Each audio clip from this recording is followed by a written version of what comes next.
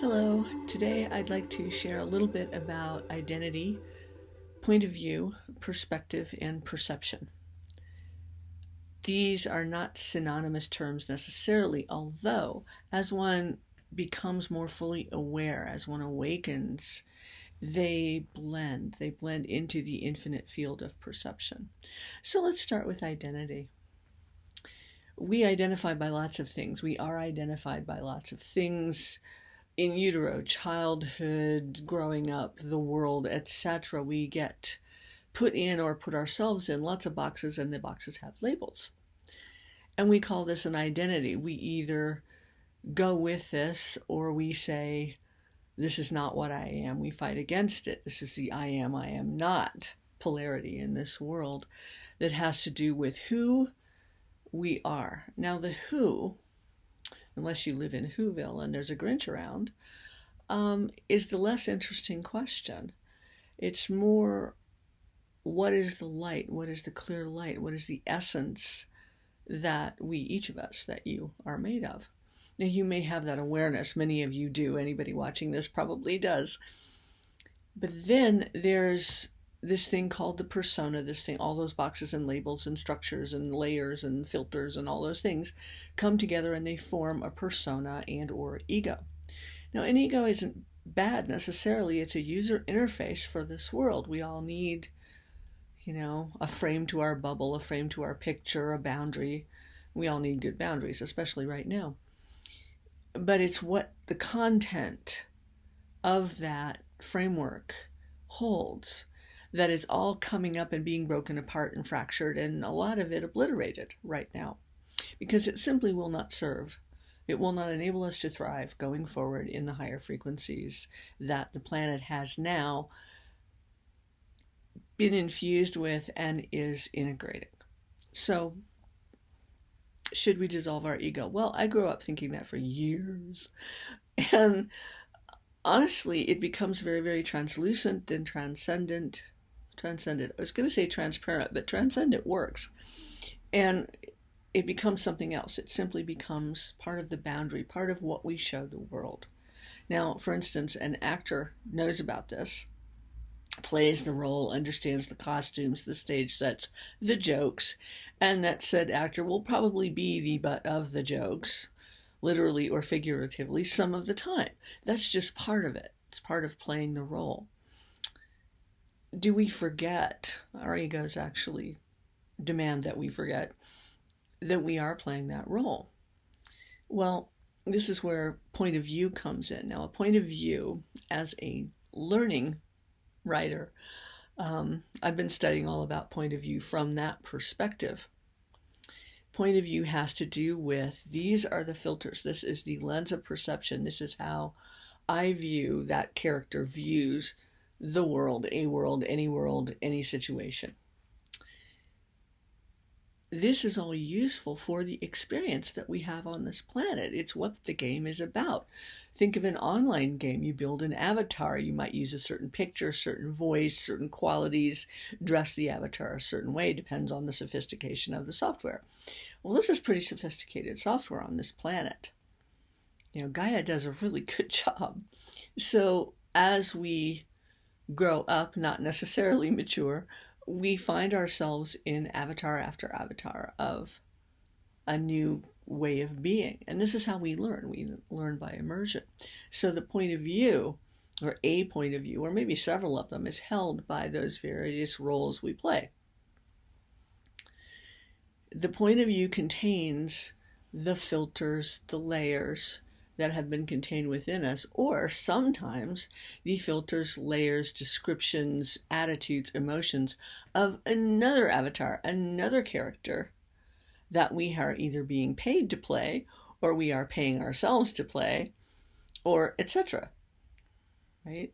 And we can divorce ourselves from that a little bit. We can separate and say, oh, well, that's this character I'm playing. Well, this is how the deep awakening process begins. It's not a divorce process. It's not a separation so much as it is an observing. This is where the witness identity is born. Witness is an identity. Observer is a function. So the witness identity starts to look at the various roles we're playing from a different point of view. Saying, oh, maybe more neutral, maybe balanced, kind of depends on the day, right? But we look at it and say, oh, I'm observing there are similarities here. There are mirrors here. There are reflections, be they funhouse mirrors or not. And here is how this immersion in life is being experienced by this thing I call myself. That's point of view. And each character within any story has a singular or multifaceted, better word, point of view. Then we move into perspective. Now, does that point of view have a perspective? Sure, maybe several of them. My favorite example is there's eagle medicine and there's mouse medicine. You know, mouse is all the detailed, upcoming Virgo moon kind of perception, kind of perspective. And the eagle is the far-reaching, being able to see an overarching point of view. Does any character have both? Yes. Does every character act out both or act on both? No. Okay. And you know that because you've played those characters. So from point of view, we move into perspective. What perspective shall we use in any given moment? What's most useful? What's optimal? I always used to ask that. There was a certain phase of awakening where all various lenses of perception were shown to me all at once. Not good while operating heavy machinery, especially a vehicle. But it shows you, oh, this can be looked at this way. This can be seen this way, this way, this way, this way. Wow, that's infinite. And so instead of being overwhelmed by that, what I chose to do, just me, was to say, what's most optimal? What is the most optimal lens of perception right now? Now, is that a perspective? Yes, a bit, because it is putting limits around infinite perception. Limits are how we experience life.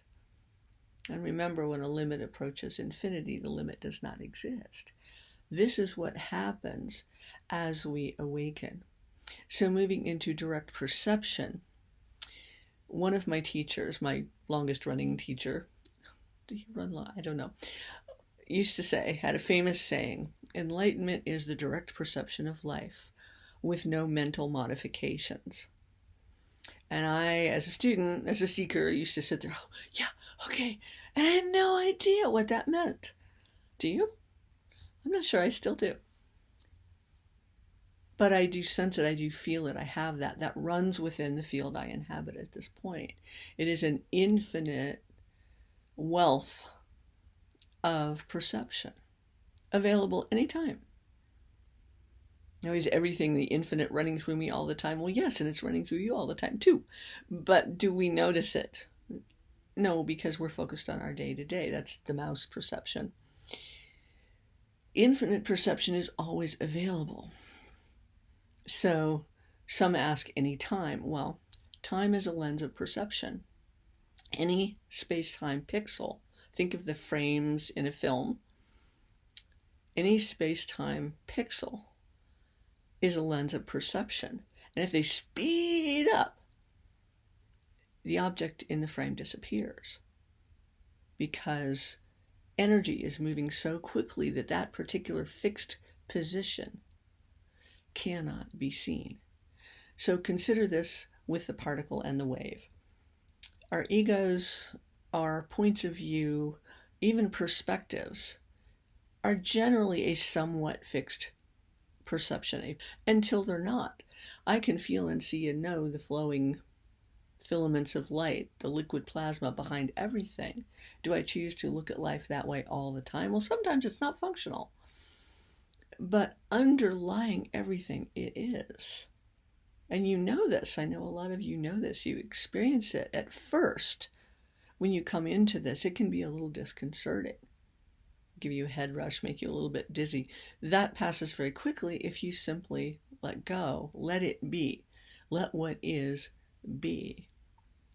And what happens with that, along that process, along that way, there's a place where, we go ebb and flow. We kind of move back and forth across the shore of self and no self. This is described in many of the Vedic teachings. Self and no self, self and no self. And then it's not like everything comes to a very balanced point. It's that the whole scenario just moves into the infinite field. And when the particle is needed, when the droplet is needed, there it is. Quantum physics bears this out. Otherwise, we can be within the currents, the rivulets, the ripples, the wave, as we are that. At this time, as we're approaching this Virgo new moon, it will be a temptation to move into the particular, into a particular perception. What is this about? How will it help? How will I be helped by this?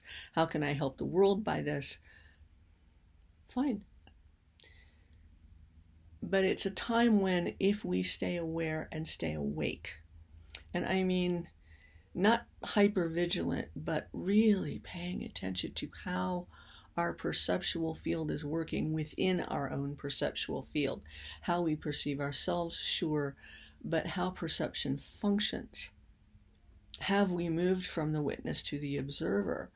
And each has its own function. One is not better than the other. But as the observer, how do we walk through a day? How do we move through a situation? And what parts of us are having what kinds of experiences? It's never singular.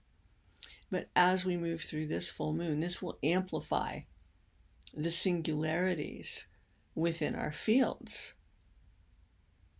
And so we can see, we can have a wider field of perception as to what's available within us, what's purging, what's moving, what we're moving into.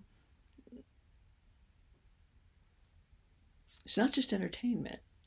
This is good information for our evolving consciousness, for what's happening inside us. And the best lens of perception, it's not even really a lens, the best way to is words, but the being of it is being in that still, calming, life-affirming energy. And letting that inform, impulse, move us in every moment. It just takes practice like anything else. I can report that it's not that difficult. It does take a little work. Mostly that's just the letting go of all the other things that we thought were more important. Sometimes there are things, not that are more important, but we have very important things going on in our lives at that moment. But at that moment, there's also the wave, there's also the flow. It is also being supported in ways that we may not, in our identity, our point of view, our perspective, be able to perceive. So now that we've talked all around that, the simple truth of it is we are all infinite perception. We all may choose any perspective. We may live and experience whatever point of view we choose, and this constitutes the identity. And what if your identity was fluid? What if it always had been? That's a little more fun, at least in my point of view.